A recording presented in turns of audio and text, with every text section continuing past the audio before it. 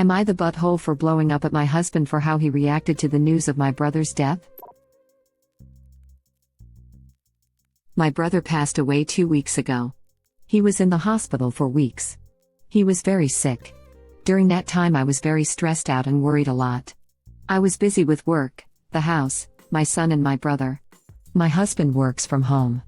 I work long hours. When I got home from the hospital I argued with my husband about an issue. Instead of talking to me like an adult, he suddenly stopped talking to me and started texting me saying that way we can have a civil talk. He'd do it all day knowing I'm stressed out and don't have time for this. Whenever I ask him to do something or ask him about our son, he'd stay silent and type his response in a text then send it to me. He only talks to our son. And has taken over house chores, but he doesn't talk to me directly. I'm not going to lie, it made me feel awful because at the time I really needed to talk to somebody and he was being unreasonable. I ignored him thinking he'll quit doing it soon.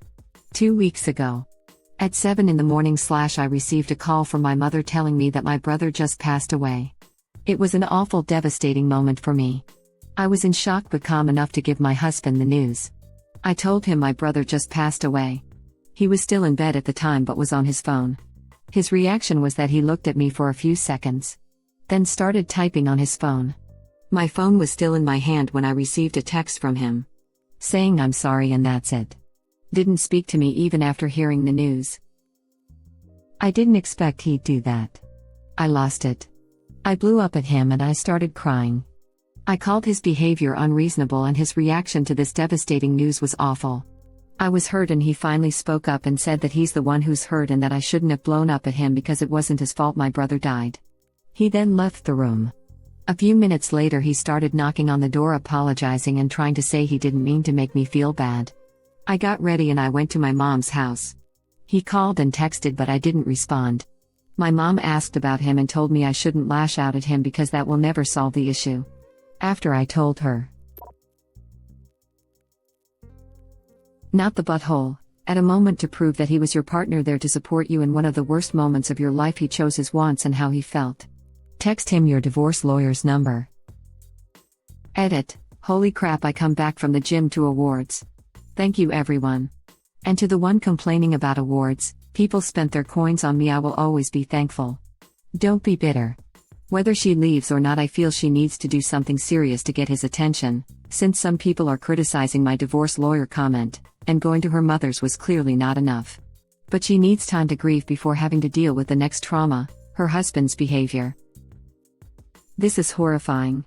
I lost a sister a few years ago. I was in shock for an hour or so after. Somehow, it wasn't until I called my boss to tell him I would be out of work for a while that it slammed down on me. I was in a gas station parking lot, on my way to my mom's. A woman pumping gas came over to me, asked if I needed help, and when I said my sister was dead, she embraced me and cried with me for several minutes. A complete stranger in a dark parking lot offered me more love and support than Op's husband.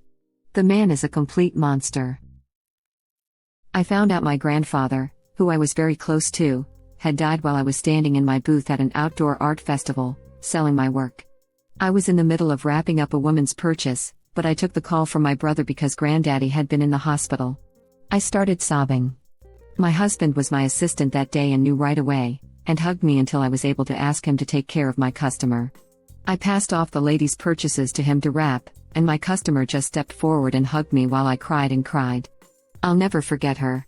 Side note, the only private place to hide and cry at an outdoor art festival is a porta potty. 010, do not recommend.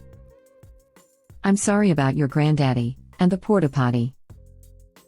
JFC, these anonymous strangers that come out of nowhere to comfort people in a time of need. I am so impressed with society sometimes. These stories make me want to cry and throw crap at Op's husband. Excuse me, but what about his hurt fees? It's easier for strangers, they haven't had their feelings hurt. It really is ridiculous the more I think about it. No, I still want to throw literal dog crap at Op's husband. He can text me any complaints. If you add glitter to the dog crap, the shame stain lasts longer, and also knowing that crafty glitter is stuck to you with literal crap will do something for your humility. I found out my grandma died while I was on a walk in lockdown last year, and a lovely stranger stood 2 meters away from me but just kept talking to me and walked me home while I cried. In a notoriously unfriendly city. I'm sorry about your loss, even though a few years ago I'm sure it's still painful. Your story of a complete stranger offering you a little comfort gives me hope for humanity. Teared up reading this. I'm so sorry for your loss. Also cried because I'm the type to hug a stranger, because I feel sad for your loss, and because the pandemic prevents this sort of stuff right now. Same, when I see someone upset I have to make sure they're okay.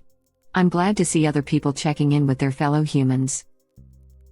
I'm so sorry for your loss, and glad you had someone there to give you that love and support you needed. The last time I was going into the hospital for surgery I had a panic attack outside the hospital, and just kind of sat down on a bench, crying. This woman, a complete stranger, did the same thing for me. She just came and sat with me, and held my hand until I had it under control. It was just such a moment of kindness at a time when I felt so alone. People like that are living angels. Text him your divorce lawyer's number. Haha. Yes. And if he complains, send him another text telling him to just suck it up and pay child support. This entire post really highlights the importance of marrying somebody you can talk to. A good relationship is about communication. If something as serious as a death in the family is treated with that level of pettiness, I don't understand how there can be love there. You didn't deserve that. If you're committed to staying with him, you both need couples therapy to really work on your communication in your relationship, otherwise I would get out and fast. Nah, F couples therapy. He needs individual therapy for his childish games, including his punishments like refusing to speak in order to teach her that he comes first. It's emotional abuse. This isn't a couples therapy problem, this is a him problem. Couples therapy can make these situations worse because it provides him further opportunity to manipulate her and play the victim. He needs to get his crap together on his own, and original poster shouldn't wait around as there's like a 0.0001% chance he cares enough to do the work. No, send him another text saying it isn't her fault that the divorce lawyer has that phone number. I'm normally not on the divorce train. But yeah. Neither am I, but I think there is something fundamentally wrong with this person that can't be fixed, and wouldn't mind seeing him stripped of his husband title. I can't even imagine. All my sympathy, and good luck going forward. When your partner reverts to the silence treatment, for 2 weeks, WTF? And won't even offer support when you get devastating news, it's time to seriously reconsider the relationship. I'm so sorry about your brother. This is when the silent treatment is abusive. Like, WTF? I'd argue that the silent treatment is always abusive. It's okay to need space from someone, and if you say you need them to leave you alone while you calm down, they should respect that until you're ready to come back together and address the issue. But it's not okay to simply stop engaging and ignore your partner. I don't necessarily disagree with you, but I think there needs to be ill intent. My husband is what is called a stonewaller. He shuts down, and I mean unable to say a word, during arguments, and I'm one who wants to talk it out. Marriage counseling helped us find a balance between what was essentially him giving me the silent treatment, but not to punish me / his need to process before discussing, and my needs. He wasn't being abusive, we just weren't communicating well. His mom and my daughter have similar temperaments. I'd block hubby's number. I'm that petty. And he gave her the silent treatment while her brother was dying. Seconded. Holy crumpets. Not the butthole. Now I'm hungry for crumpets and can't buy any until next week. Thanks. Did you ever find out how the F he's the one who's hurt when your brother died? I am wondering that too. He started this texting only crap before Op's brother died. His passing has nothing to do with it. He's in butthole. He's gaslighting her because he knows he's the butthole. Throw away the whole husband. Here's the answer. Web link. This also, is it even legal for you to have married a 13-year-old? This person cannot possibly be an adult. Also, your mom is wrong. Please update us once you've rid yourself of this cruel, childish person. I'm so very sorry for your loss. Not the butthole. The fact that he kept it up for 2 weeks, not to mention how messed up it would be for their son, Not the butthole. Text him your divorce lawyer's number. This. Don't stay with this butthole. He obviously has no respect for you. Not the butthole. Shockingly, he somehow made this all about himself. Insensitive ass. I'm genuinely horrified at how he treats you. Your brother died, and instead of hugging you and giving you comfort of any kind, he effing texts you right in front of your face? This would end my marriage. To be this petty after hearing about my brother's death is just cruel. I'm so sorry for your loss and for the fact your husband is more interested in winning an argument with you than consoling you. Not the butthole. Stonewalling is one of the greatest predictors of divorce. Criticism. Contempt. Defensiveness. Stonewalling. Yeah, I'd say Op's husband is ticking each of the 4 horsemen of divorce pretty neatly. Would you say it's the 4 divorcemen? This deserves the awards that I cannot afford. Clapping hands, clapping hands. I also gave the person they responded to an award for setting that pun up so perfectly. John Gottman really does call them the 4 horsemen and says they lead to divorce. Web link. Oh, it is a phenomenal term. And it sets up a pun beautifully, lol, but I can't gild John Gottman. It's all anonymous here. Maybe yes, Hornberger is Gottman's pen name. Maybe you did gild him, smiley face. Ross, the divorce force. Oh, well played. That's exactly what my ex did that led to divorce. He still does them. Especially the stonewalling. I didn't even realize what he was doing had a name. Thanks. Oh, an original poster, not the butthole. Came here to point out one of the 4 horsemen. Dr. Gottman's research into what makes long-term relationships work is invaluable. I would say indifference would be number 5.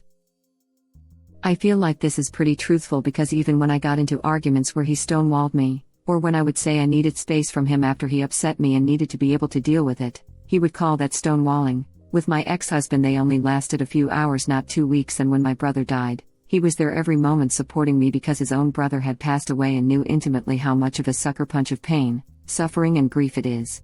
Texting I'm sorry when the minimum he should have done is lean over and given a hug or something physical and tell you out loud that he's sorry and ask what you needed. Not the butthole op. Don't for 1 second even think you are. My childhood best friend who was like a brother to me died at the age of 23 and his funeral had been the same weekend as my dad's birthday party/family reunion. I made it clear to my family that I wouldn't be participating because I was going to the funeral, and one of my sisters said to me, "So your friends are more important than your family, huh?" I never spoke to her again after that. I never forgave her, and I will never interact with her again because of how she responded during my time of grief.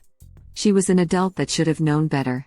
If my spouse behaved the way Op's spouse did also, there is absolutely no coming back from it.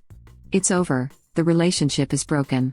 It would be worse than how my sister treated me, and all feelings of love would be gone forever. Not the butthole by any stretch of the imagination. Jesus. Has she ever shown any self-awareness or remorse? No, we just never spoke again and she never made any attempts to apologize.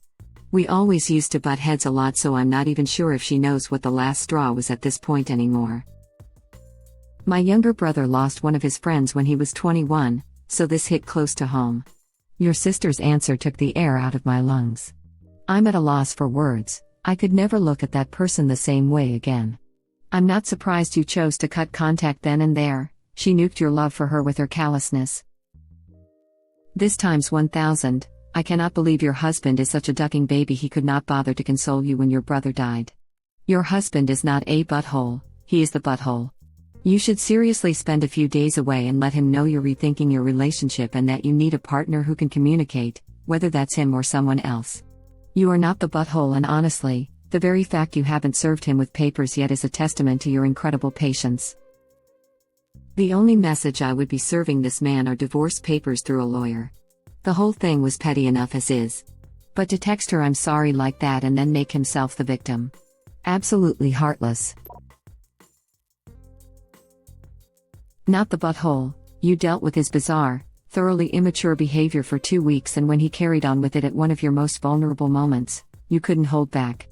I get it. I get it all day. I'm really sorry for your loss. I hope things at home get better soon. You can't be dealing with all that nonsense at the moment. He did pick this time to be a snowflake. 2 weeks too long.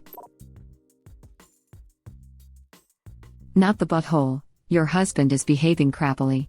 Take some time for this. You need to begin grieving and get to a place where you can discuss this.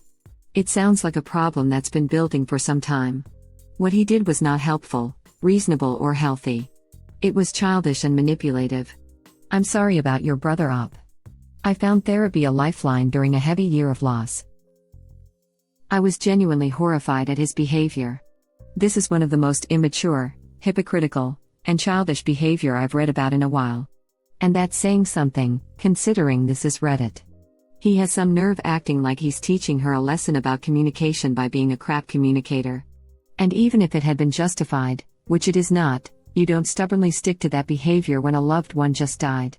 It's a cop-out. He's pretending like he's teaching original poster a lesson about communication while in reality giving himself a way to get out of conversations he doesn't want to have.